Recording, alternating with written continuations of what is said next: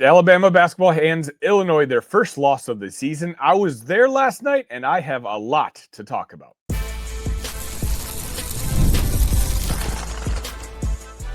You are Locked On Illini, your daily podcast on the Illinois Fighting Illini. Part of the Locked On Podcast Network, your team every day. Welcome all to another edition of Locked On Illini. Thank y'all so much for making us your first listen each and every day. And thank you so much for making the Locked On Network the #1 sports podcast network.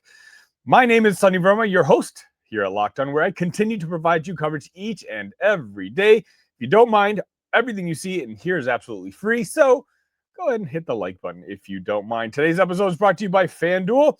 Right now, new customers can bet just $5, and if your bet wins, you'll get $300 in bonus bets to use across the app. Download the app today. First and foremost, a big shout out to those of you who I got to meet last night in Chicago, whether it's at Rinaldi's, and then I ended up going to Billy Goat Tavern, and then I ended up going to the United Center itself. I had maybe a dozen of you who came up to me and told me that you watched the show. Thank you. Again, it's stuff like that that makes me keep going. It's not always easy creating content each and every day, but knowing that people are out there consuming it, trust me, it means a lot. So I wanted to start off the show saying that. But, I mean, last night was one of those nights where two heavyweights stepped into the ring, went punch for 40 minutes, and eventually somebody's got to walk out with the decision. Illinois was right there. Absolutely right there. But the little things, the margins, the stuff Brad Underwood preaches every single day, that's what cost the Illini a huge opportunity in a national spotlight. Illinois fell to Alabama 90-86 in an absolute war that had the United Center rocking. And if you watched it, you know Illinois didn't just get beat. In a lot of ways, I felt like Illinois beat Illinois. Let's break it down. Illinois actually controlled a good bit of that first half. Both teams came out firing from three-point land, which wasn't really that much of a surprise. Stojakovic hit shots. Kylan Boswell was in rhythm. The ball was moving. And Illinois was doing enough defensively to force Alabama into tough early looks. At halftime, it was a 1-point lead for the Illini. And for the most part, I felt like the mood at the United Center was, you know what? I think the Illini can take care of business. And then the second half started. And the wheels didn't quite fall off, but they certainly started to wobble. Alabama's guards, who are, again, legitimately elite, put their stamp on the game. LeBron Fillin, Aiden Holloway, they're very fast. They're really quick, and they're really skilled. And they put Illinois into rotation after rotation, hitting tough threes and finishing at the rim. Meanwhile, Illinois just stopped making shots. They missed layups. They missed threes, they missed mid-range looks, and the big one, of course, that everybody seems to be talking about, they missed free throws. Illinois came into the game shooting 79% from the line, top 40 in the nation, and then went 13 for 22. That's 59%. Underwood hammered this after the game. He said, you can't go 9 for 17 from the line in the second half. You cannot commit lane violations. You cannot foul a three-point shooter. You cannot have live ball turnovers. And you cannot learn you have to learn how to not lose game. And he's right. Let's talk about that lane violation for a second, because I think that's one of the big moments that everybody's going to remember. Alabama misses the front end of a 1-and-1 with under 3 minutes to play, and Illinois looked like it had a lifeline. And then we have an Illini step into the lane early. Violation. Alabama gets a redo. Bang, bang. 2 made free throws. Instead of a chance to tie, once again, you're chasing again. Those 2 points were honestly a massive swing in the game. And in a matchup this tight, every mistake was amplified. I want to give a little credit to Stojakovic and Boswell. I figured in the preview that if you're going to count on winning this game, you're going to need your veterans. And that's exactly what you got. If there's one reason that Illinois had a shot in the final minutes is because of Andrej Stojakovic and Kylan Boswell essentially putting the team on their shoulders. Stojakovic finished with 26 points, 11 for 16 shooting, scored 14 points in the second half, and he took over stretches I watched the game with a buddy of mine who watched Illinois for the very first time on Wednesday night, and he said that yes, Stojakovic looks like he could play in the NBA. He's a future NBA guy, and I of course agree with that. Wednesday night was Andrej's best performance as an Illini. He hit jumpers. He was bully balling his way to the rim. He finished through contact and even tossed a couple NBA type buckets. But he also had 5 turnovers, 3 very critical missed free throws, including 2 and ones that could have flipped momentum. But maybe that's just part of a learning curve. He did say in the postgame that in these type of games, you have to value each possession and that he's learning. And then you have Kylan Boswell, who was spectacular late. 22 points, 7 assists, 20 points in the second half alone. He was the only other Illini who was really just consistently generating offense. When Illinois needed someone to steady the ship, Kylan Boswell did it. And that's exactly what you needed of him coming into this year. But I'll just say it again. It can't just be those two. For the first time this season, both freshmen looked like freshmen. David Markovic had an amazing first half, a double-double in the first half, I believe, if I recall correctly. 10 points, 10 rebounds. His 4th in 5 games, but he had 0 points in that second half and went 0 for 5 after the break. He missed 2 open 3-point shots, and you could tell he was clearly struggling a little bit defensively against Alabama's speed and the way Alabama really likes to spread the floor. Now, don't get me wrong, this doesn't change how I feel about David Markovic. It just shows that he's still learning what it means to deliver in high major late game moments. Then Keaton Wagler, kind of the same story. He was very solid early in the game, then just kind of disappeared late. I think he only had 1 second half point, 0 for 2 shooting. Didn't really put as pressure on the rim like he has in games past. And look, both guys will get better. But this was the first time that they weren't really the best freshmen on the floor. But let's take a look at the big picture overall. I don't think this was Illinois being exposed. This was Illinois facing another Final Four caliber team and losing because the details weren't sharp enough. You did see elite guard play. You saw NBA level shot making, high level coaching, adjustments, crowds erupting on every run. Heavyweight energy was everywhere. In past years, Illinois would have gotten run out of the building in a game like this, but not anymore. Even Alabama's head coach, Nate Oates, had this to say: they're going to be competing for a national championship, in my opinion. That's respect. That's earned respect. And there's a lot to be optimistic about. Illinois is not healthy yet. Thomas Slavicevic returned, but clearly wasn't in game shape. Mihail Petrovic finally made his debut, showed flashes, but of course is still ramping up. Zvonimir Visic played limited minutes. Petrovic gave Illinois playmaking they desperately lacked. Also, when those guys get their legs under them, well, the entire ceiling shifts upwards. Illinois has barely scratched the surface of what this roster's eventually going to look like. Illinois didn't necessarily lose because Alabama was better, but at the same time, please, if you're watching this, Alabama is a very good basketball team, and they deserved that win on Wednesday night. I wanted to get that out of the way. Nate Oates is one of my favorite. He might be my favorite coach, that non-Brad Underwood in the entire league. But there were certainly opportunities, or at least missed opportunities, for Illinois to take this game home. Illinois also lost missed free throws, turnovers, a lane violation, no complimentary scoring outside Stojakovic and Boswell. The freshmen, quite honestly, both hit a wall, as in particular in the second half. And what I'm going to talk about in a future episode, maybe in the next segment, the rotations are still clearly settling.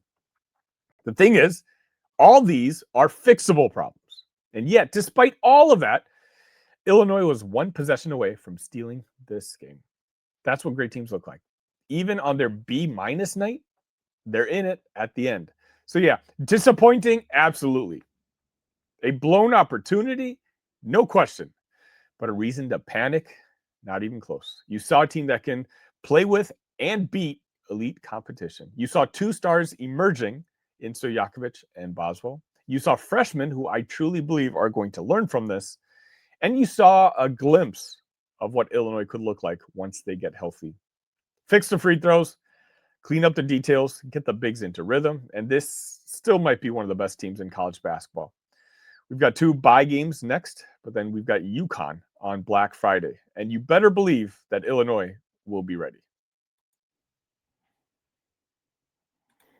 The NBA is back, and there's no better place to get in on the action than FanDuel, the official sports betting partner of the NBA. Even if you missed the start of the game or want to ride the hot hand, FanDuel has live bets on everything from who'll score next to any fourth quarter comeback. Plus, you can even combine your live plays into a same game parlay for a bigger payout. It keeps every game exciting, no matter if your team's winning or they're losing. Right now, FanDuel is giving new customers $300 in bonus bets when your first $5 bet wins. So head to FanDuel.com to sign up and play your game with FanDuel, the official sports betting partner of the NBA. And welcome back. Friendly reminder, most of you already know this. A lot of you do watch me on YouTube, but you can find me on your favorite audio platform as well, whether it's Spotify, Pocket Cast, Apple Podcasts, whatever it might be. If you can't always watch, but you want to maybe listen on your ride home or ride to work, please, again, find me on your favorite audio platform. At least leave a 5-star review if you don't mind it. That kind of stuff really does help this show grow. Speaking of which, another thing that helps this show grow is the success of this basketball team. And quite honestly, Illinois having its first loss against Alabama all across my social medias, over my text messages, and certainly the Talk Illini Discord. The link should be in the description. Please join us. We've got over 300 Illini fans who are just talking about Illini sports all day, every day. Well, there was a lot of crashing.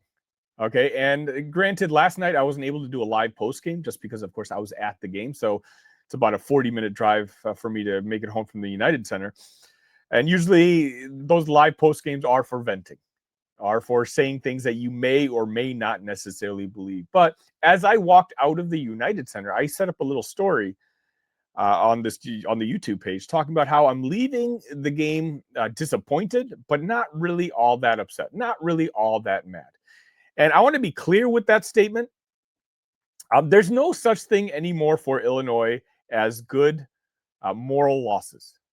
Okay, so I don't think I'm condoning that in any sort of way. I'm not trying to sit here and tell you or lecture you that don't feel upset about that loss, because I think this team is a potential national championship contender, but certainly an Elite Eight-esque type of team.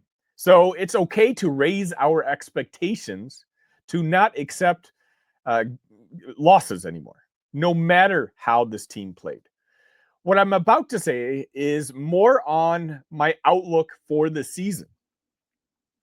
Quite honestly, my outlook for this season might be even more favorable than it was going into tip-off on Wednesday night. And you might ask why. Look at the conditions of this game. I gave you the game recap in that first segment, right? So let's go beyond that. We're not going to do that anymore. Now I'm just going to tell you different angles and a different context.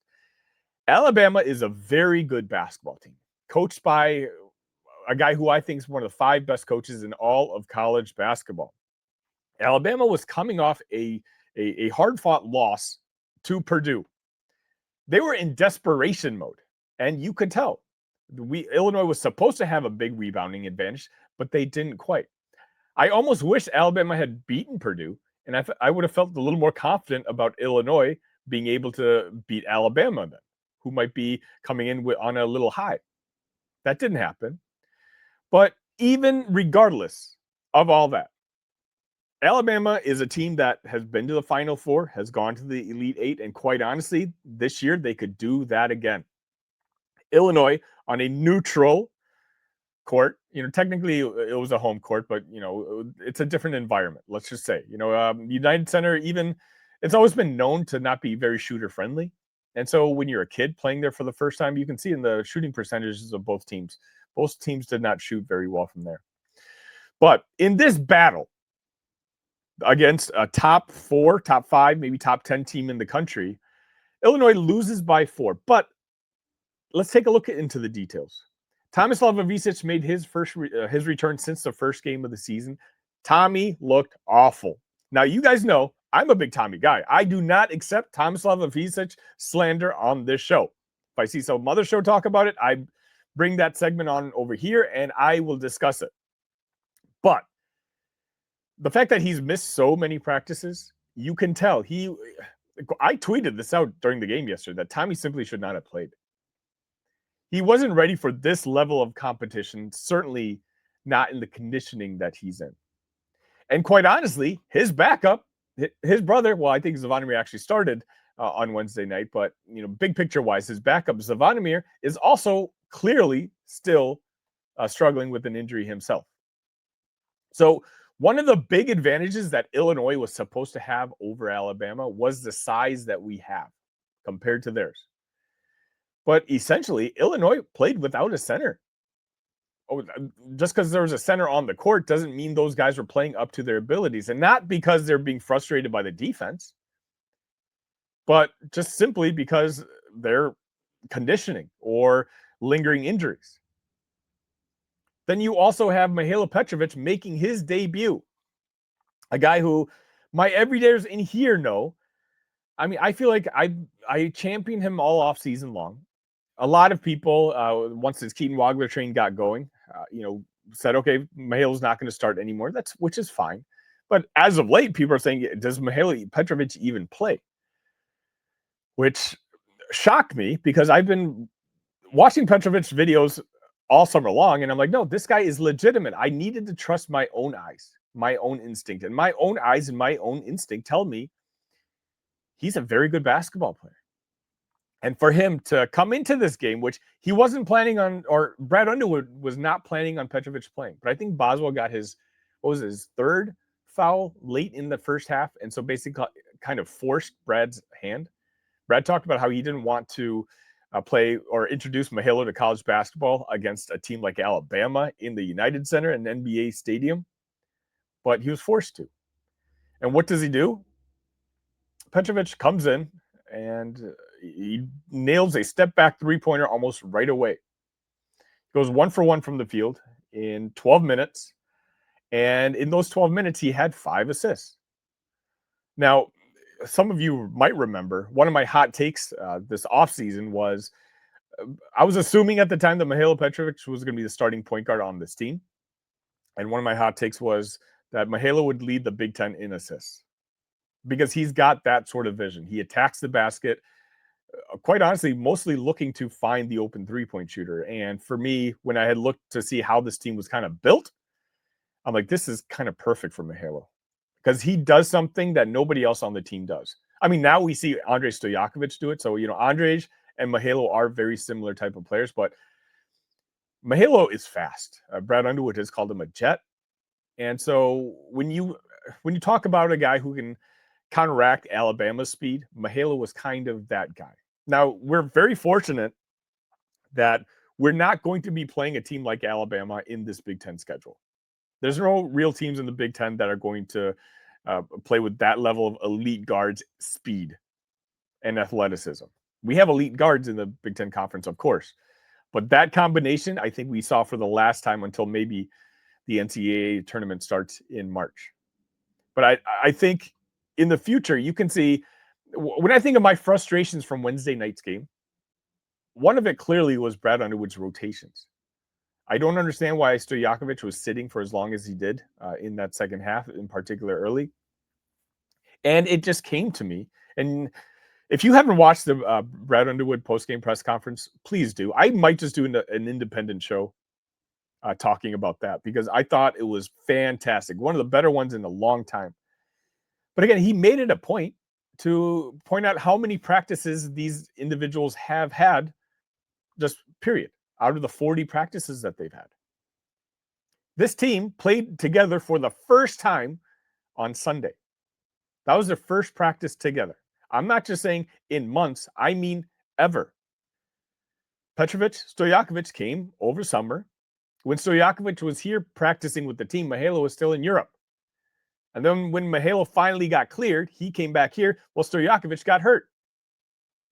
So all those guys haven't practiced together. And in some sort of way, like, this is not cope, but Illinois has a lot of good basketball players on their team. And sometimes it's a curse in the sense where the team started off on such a high. They've looked so impressive early this season. The Alabama game was clearly their worst game of the year. I think that's safe to say. And they lost by 4 to a really good, healthy Alabama basketball team, a team that could absolutely make another Elite 8 run, maybe Final 4 run. As I mentioned in the first segment, Illinois played their B- game, and they competed. Brad's got a challenge in front of him, and I'm so grateful that Illinois has these 2 buy-in games coming up because, A, you need to get Tommy conditioned. You obviously don't need Tomislav Ivica to beat these 2 teams that we have coming up next, but what you do need is him to run back and forth on the court and get into basketball shape because we have that big looming showdown against UConn next Friday. The team I fear the most when I saw our schedule. I think Alabama is the 3rd best team on our schedule this year. UConn could be 1, could be 2. You put up a fight against Alabama. And for me, when I think about the future of this basketball team, at least this year, it's nice to see that you can count on your veterans to have moments to step up against this level of competition. We saw that against Texas Tech. The 2 best players were Kylan Boswell and Andrej Stojakovic. And against Alabama, your 2 best players were Kylan Boswell and Andrej Stojakovic, 2 veterans. Let's have another veteran come back, and that's Tomislav Ivica. Imagine if he's put in that condition or in that position. Now you've got 3 veterans. And then you're not counting on David Mirkovic. You're not counting on Keaton Wagler. What they end up producing, I think, is going to be much better at the end of the year compared to what they're doing now, believe it or not. Because obviously David's had some monster numbers. But even with David's case, you could tell the speed and just the pure athleticism that Alabama had kind of startled him a little bit. Took him out of his place of mind that he usually is in. But this is a game where, again, it's not okay to have lost, but I don't think that – I've seen some articles saying – I think it was a Chicago Tribune saying Wednesday night was proof that Illinois was not national championship contender ready. And I cannot disagree any more than that. This team, once the Ivicics are healthy. You see, again, I've talked enough about Tommy, but you've seen the impact that Zvonimir has down low. We saw him have almost a triple-double, including in blocks just a couple of games ago. Imagine if a healthy Zvonimir was playing last night. He ended up playing 16 minutes, but they weren't good minutes. Let's just be honest. Imagine a healthy Zvonimir playing in the post on Wednesday evening. Alabama only takes 2 shots, right? They shoot 3-pointers or they shoot right at the rim. If you have Zvonimir playing center, playing how Zvonimir can play, he can wipe away a lot of those easy shots around the basket. When he's not there, nobody else really does that. David's not a shot blocker, right? We know he's not an athletic. He's very skilled, but he's not an athletic basketball player. Tomislav was never really a shot eraser himself. I think he's fine defensively. He's a great help defender, but he's not a one-on-one type of swatter like Zvonimir. Zvonimir's defensive presence can change games, can alter game plans. He wasn't there. So just imagine your starting center, who many consider is your best player, was healthy for that game. Or his backup, a guy who could have absolutely deterred a lot of the attempts close to the basket that Alabama had. When those guys get healthy, and I know this injury bug has been following this Illinois team for a while, and hopefully this team is getting healthy soon. I mean, on this availability report, the only one that was questionable was Brandon Lee. Obviously, Ty Rodgers was out, but Ty is pretty much out indefinitely. I don't think anyone is really relying on him right now. But my overall thoughts on this were, and I discussed this in the Talk Illini Discord, it's still very much arrow pointing up. I think we saw what a guy like Mihailo Petrovic can do. He's just another weapon on this team that's loaded with weapons.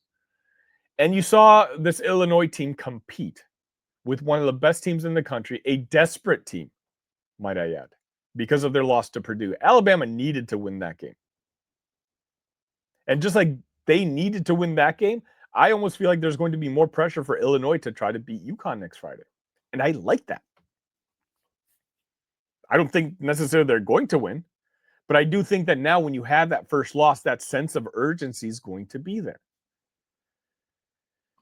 Illinois basketball is a really good basketball team this year. Some have ventured to say this could be the most talented team Brad Underwood has ever had, and I don't know if I would argue with that. I don't think anything that occurred on Wednesday evening has changed my mind. In fact, I may believe even more strongly in what this team is going to be able to do in December, January, February, and ultimately March. You guys let me know your thoughts in the comments.